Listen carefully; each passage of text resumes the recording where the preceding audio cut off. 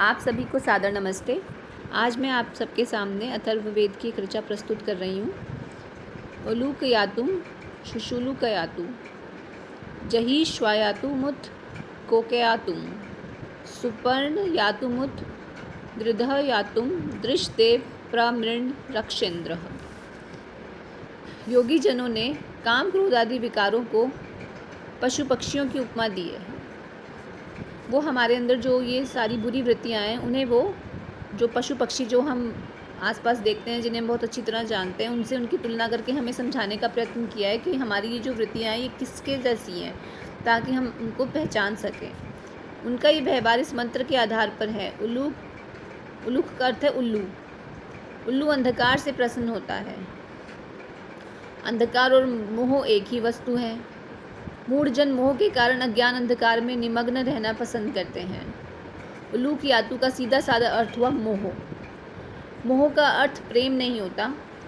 प्रेम का जो आधार होता है वो त्याग, तपस्या, बलिदान से होता है, और जो मोह का जन्म होता है वो अहंकार से होता है, स्वार्थ से होता है। तो ये बहुत अलग अलग भावनाएं हैं, इसलिए हमें कभी मोह को प्रेम से की तुलना नहीं करनी चाहिए।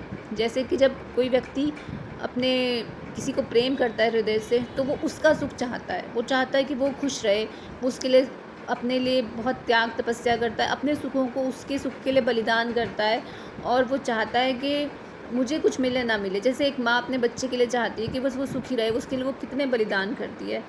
लेकिन मोह वो होता है जब मैं अपने बच्चे के लिए दुनिया का सब कुछ छीन के उसको देना चाहती हूँ, उसे अपने आप से जोड़ती हूँ ताकि वो मुझ पे गर्व महसूस करे। प्रेम में हम चाहते हैं कि व्यक्ति ईश्वर के निकट जाए, ईश्वर की कृपा का पात्र बने, और मोह में हम चाहते हैं कि हमारा बच्चा चाहे संसार से सब कुछ छीन के बस वो खुश रहे, उसका स्वार्थ हम अपने स्वार्थ के साथ जोड़ देते हैं। जैसे कि धृतराष्ट्र के बारे में हम जानते हैं महाभारत में कि वो दुर्योधन से कितना अंधा मोह करता था। पुत्र मोह के कारण वह उसको सिंहासन पर बिठाना चाहता था, और वो चाहता था कि वो बस मेरा बेटा राजा बन जाए, चाहे वो उसके योग्य है या नहीं है।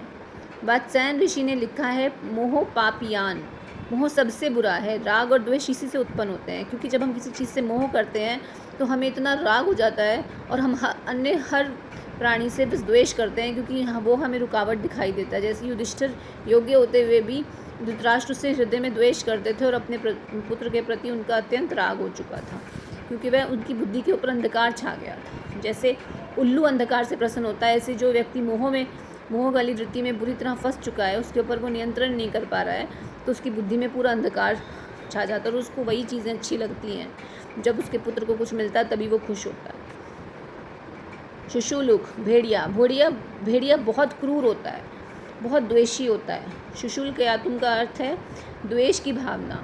द्वेषी मनुष्य में क्रोध की भावना बहुत अधिक होती है। श्वान, कुत्ता, कुत्ते में स्वजाति द्रोह तथा चाटुकारिता बहुत अधिक मात्रा में होती है। स्वजाति द्रोह द्वेष का ही एक रूप है, चाटुकारिता लोभ के कारण होती है। मत्सर, दूसरे की उन्नति ना सह सकना मत्सर है। इसका अर्थ है कि जैसे हम समाज में देखते हैं, कोई अपने दुख से इतना दुखी नहीं है जितना वो दूसरे के सुख से दुखी है। तो अगर हम अपने अंदर ये चीज़ महसूस कर रहे हैं तो हम समझें कि हमारे अंदर भी वो मत्सर वाला जो है वो वृत्ति या बुरा जो आ चुकी है, तो हमें उसको दूर करने का प्रयत्न करना चाहिए। श्वायातु का अभिप्राय हुआ मत्सर युक्त लोभ वृत्ति। लोभ वृत्ति की जब पूर्ति नहीं होती तो मत्सर और क्रोध उत्पन्न होते हैं। लालच और लोभ तो हर चीज़ की जड़ी है। हमारे को जब बहुत ज़्यादा सामान से, वस्तुओं से प्रेम हो जाता है, बहुत स्वार्थी हम हो जाते हैं, तो हम इस बात की कोई परवाह नहीं करते कि कोई हमारे इस व्यवहार से सुखी हो रहा है, दुखी हो रहा है। बस हम अपनी ही चीज़ों में बहुत ज़्यादा उनको पाने की इतनी कोशिश करते हैं, लेकिन अगर हमारे अलावा कोई और अगर प्रसन्न होता है तो हमारे मन में बहुत ज़्यादा द्वेष और क्रोध उत्पन्न हो जाता है उस इंसान के लिए, क्योंकि हम ये समझते हैं कि बस अधिकार खुश रहने का बस हमारे पास ये है, जिससे हम प्यार करते हैं उसके पास है, बाकी कोई दुखी हो सुखी हो हमें कोई लेना देना नहीं होता। कोक, चिड़ा बहुत कामातुर होता है। कोक का अर्थ हंस भी होता है। हंस भी बहुत कामी प्रसिद्ध है। कोकयातु का अर्थ है काम वासना। सुपर्ण, सुंदर परों वाला गरुड़। गरुड़ पक्षी को अपने सौंदर्य पर बहुत अभिमान होता है।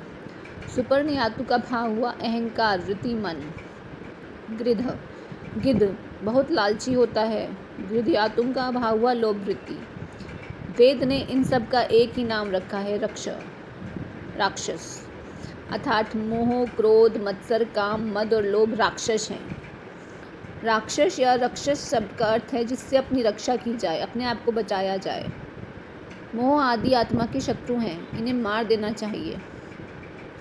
शत्रु सिर्फ बाहर से नहीं होते हैं जो हम पर आक्रमण करते हैं, जो ये भीतर के शत्रु होते हैं जिनके बारे में हमें जानकारी भी नहीं होती, ये ज़्यादा खतरनाक होते हैं। क्योंकि वो वाले शत्रु जिन्हें हम देख सकते हैं या जान सकते हैं, उनके लिए तो हम कोई ना कोई प्लान बना सकते हैं कि इनसे कैसे लड़ना है, या कोई योजना हो सकती है हमारे पास। लेकिन जो भीतर के हमारे शत्रु हैं, जो हमारी आत्मा पे वार करते हैं या हमारी बुद्धि के ऊपर वार करते हैं, इन्हें तो हम जानते भी नहीं, पहचानते भी नहीं, और इन्हें तो हम समझते ही नहीं कि ये शत्रु हैं। तो इनकी वजह से जो हम गलत निर्णय लेते हैं और जीवन में दुख पाते हैं, तो इनके आक्रमण से बचना पहले ज़्यादा ज़रूरी है। क्योंकि जो इंसान खुद पे विजय नहीं प्राप्त कर सकता, वो संसार पे कभी विजय नहीं प्राप्त कर सकता। श्री रामचंद्र जी ने और श्री कृष्ण जी ने जो इतने बड़े बड़े युद्ध लड़े थे, क्योंकि वो जितेंद्रिय थे, उन्होंने अपनी सारी वृत्तियों पे, अपनी सारी इंद्रियों पे, सब पे विजय प्राप्त कर ली थी। उनके ये जो भीतर के शत्रु हैं, जो हम साधारण मनुष्यों को दिन रात हम पर आक्रमण करते रहते हैं और हम इनके सामने एकदम विवश हो जाते हैं, ऐसा उनके साथ कभी नहीं होता था। और तभी वो बाहर भी इतने बड़े बड़े युद्ध जीत पाए थे। इन्हें मार देना चाहिए, इन शत्रुओं को, जिसे आध्यात्मिक और लौकिक किसी प्रकार की भी ऐश्वर्य की कामना हो, वो इन राक्षसों को मसल दे। क्योंकि आध्यात्मिक उन्नति भी, अगर ये हम इन शत्रुओं से हार जाएंगे, तो हमारी आध्यात्मिक उन्नति भी नहीं हो सकती, और फिर लौकिक उन्नति तो होना बिल्कुल ही इम्पॉसिबल है। मोह आदि में से एक एक बहुत प्रबल और प्रचंड होता है। ये एक एक शत्रु भी हमें मार गिराने के लिए या हमारी बुद्धि का नाश करने के लिए अपने आप में ही बहुत बड़ा होता है। और किसी पर अगर ये 6 के 6 इकट्ठे आक्रमण कर दे, तो उसकी क्या अवस्था होगी।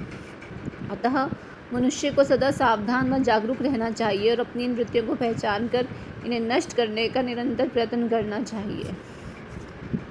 प्राकतो अपाक्तो अधरादुदुक्तु भ्रष्टाचार जहि रकसः पर्वतेन।